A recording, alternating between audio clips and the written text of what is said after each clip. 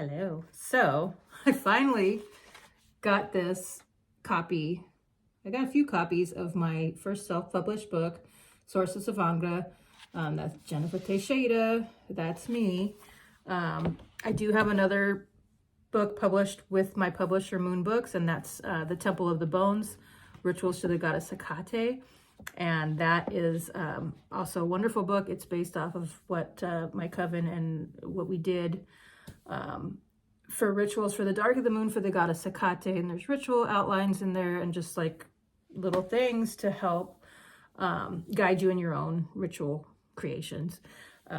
But Sorceress of Angra, my own first self-published book. I got the cover off someone off Fiverr, and the formatting, I didn't do that. That I had to pay somebody to help me because I'm really great with plants and spirits and things, but I'm not so good with computers. But I'm learning. I'm not terrible either. So there's that. But what I wanted to say, what inspired this book was my work with my ancestors and my legacy work. So every year I try to give myself a legacy project, which could be a book or it could be a trip that you're going to take to learn about something. In this case, it was, I'm going to look into research on witchcraft from the Azores specifically, since that's where my family is from. And we're specific, my father is from Teixeira. My mother is originally from Peak, but eventually moved to Teixeira later on. And they live in Teixeira now, most of the year. So anyway, that was my dog that just farted, if you heard that. Pitbulls. Anyway, so I've got here my first self-published book using my own work with my ancestors and doing research into this specific area where my family is from. Now, I'm not necessarily related to Barbara de Figueiredo, which is who I write about in Sorceress of Angra, but she was one story that really stood out that I really enjoyed. I thought she was a powerful woman. I could feel it right away. And she lived she lived right where I've been, literally hundreds of times. So I know the area pretty well. I, of course, know it, in this time and place, not in the 1600s. So I'm sure it was very different. But I wrote about it a little bit in here and what I felt about it. In here is there is a lot of, she was brought forward in front of the Inquisition and they wrote down what the witnesses had said about her. And so basically she was known as this healer sorceress. She could put spells on people you hated. She could help heal you with herbs. She was very multi-talented.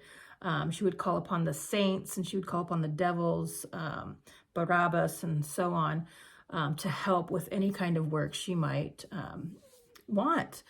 And that's all written down in the Inquisitor's files about her from from witnesses, of course. She didn't say that about herself, but this was what witnesses said. And they pretty much detailed what work she was doing. And it's one of the rare times when you'll see folk magic from the Azores, specific to the Azores.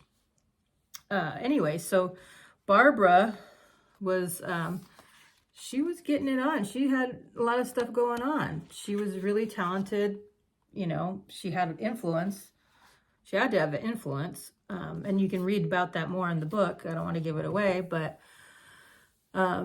she was well known throughout all the Azores. And immediately I gravitated towards that. My feminist work, my ancestor work, it all, legacy work, it all felt like it came to the right place and the right time, and that was what I needed to do. I've never written a fiction book before, but I thought I'd give it a go and try it out.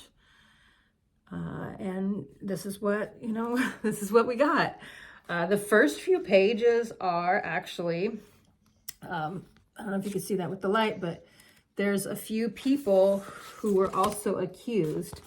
And for instance, I'll just randomly pick somebody who wants to come up. I'm gonna, so Inez Francisca de Costa, the year was 1790 in Franca do Campo on the island of San Miguel. Inez Francisca de Costa is accused of witchcraft and sorcery. So this tells a little bit about it, whatever I could find about as many people who were accused of witchcraft in the Azores that I could. Some are longer than others because I could find out more information. And I don't speak fluent Portuguese. I speak enough Portuguese to get around. And I can read a little bit, but I can't read inquisitors' files. They're, written obviously in Old Portuguese, and it's Portuguese and handwriting, so it's going to be a little bit difficult. So other people have translated it, and that has helped. So I've actually got the file and had two people kind of gave their opinion on what they had said, what they had found in there. And so I took those things and put them together into the story. But you'll find also too that I wanted to share a few like familial practices that, of course these things are never written down because, it was highly illegal even until recently. It wasn't really talked about, it wasn't written about, and a lot of people were actually illiterate and they couldn't read or write anyway. So this would have been something passed down in families. And I'll just give one thing that was passed down in my family. And just keep in mind that because the islands are highly, they're Catholic, heavily Catholic, there might be some Judaism here and there, but heavily Catholic for the most part. That's what the witchcraft is based off of, is like Catholic magic. But one thing that in my family we had was we had a piece of cloth that was cut from an altar cloth that had been saved from a burnt down church. So this altar cloth was saved and taken out of the church, and then we all had a piece of it, and basically it was something that we would use to help protect ourselves when we traveled. And you could make this into a little bag to carry like jewelry or whatever that you wanted extra protection for. But you would take that and you would keep it with you. You'd either keep it in your travel luggage or you would keep it's in a safe place for traveling if you're taking special things with you. And another one was that anytime, it didn't necessarily have to be a church fire, but that it, like the altar cloth came out unscathed out of this church fire. You could also do the same with the flags that were carried in the processions. Those flags were used and then, just the materials repurposed. Nothing was really ever thrown away. That was another good luck charm because it had gone through the processions in the parade. You were, I think of all the Catholic saints, or, you had Jesus or Mother Mary, Tia Fatima, whatever out there. I just call her Tia Fatima. But anyway, you'd have that, and that was all good luck. That flag was holding on to all that that good energy, that good luck, and you would carry that with you too, and that would be like your good luck charm. Once it was, out of commission, because they would, you don't want torn flags going out there. You'd have a nice new flag, and you'd have the fabric with you. So I have a fabric. I still have the piece of fabric. It's an orange altar cloth, a prayer flag, whatever. At this point, I don't remember, but I still have it in my luggage that I keep in my luggage. I've had a few pieces over time, but I still have one. They kind of do tend to get lost if you're not careful, and maybe, that's a sign telling you to protect yourself too. But those of you who know what I'm talking about with the flags that they carry in processions, you've probably seen them. Eventually they do retire them, and then people can use them for whatever. Same with altar cloths. But in my book here, I do highlight a few where it's like, from the Inquisition file. I'll actually put it in the book because I want you to know where it came from. And know that was actually written about her.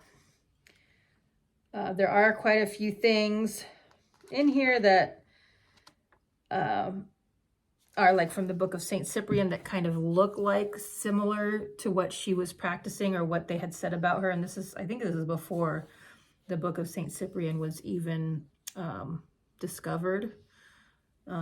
So, another thing that was kind of interesting is that, they, love to use black cats. I don't know why, but it's a thing. Cats in general were considered very magical and both good luck and bad. It depends on how you use them, I guess. Good luck for one person, bad luck for another. Who knows? But so that's a few things. And I thought I'd get into that a little bit because people don't really talk about Azorian witchcraft so much because how can you? It's just what you did. It wasn't considered witchcraft. A lot of like priests practice witchcraft, but they don't call it witchcraft, but that's what it is. Like drinking the blood of Christ is not witchcraft. Sounds like you're, turning, wine and blood into wine, or wine into blood, or water into wine. That sounds like witchcraft to me. But I don't consider myself a Catholic witch by any means. But I was raised Catholic. I was obviously now I worship the goddess Hecate. Her altar is right here behind me.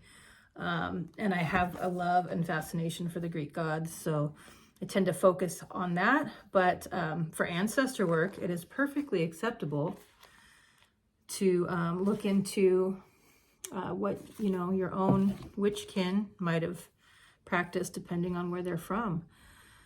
So with that, I just wanted to pimp out my book a little bit and talk about it because a lot of people are, curious, and also curious about witchcraft in general and magic and what am I doing. I can get into that on another video, but this was focused on my book because it's really neat to see, I encourage everybody to do this. Find a story about someone from the past that you relate to, however you relate to them, and work out your story.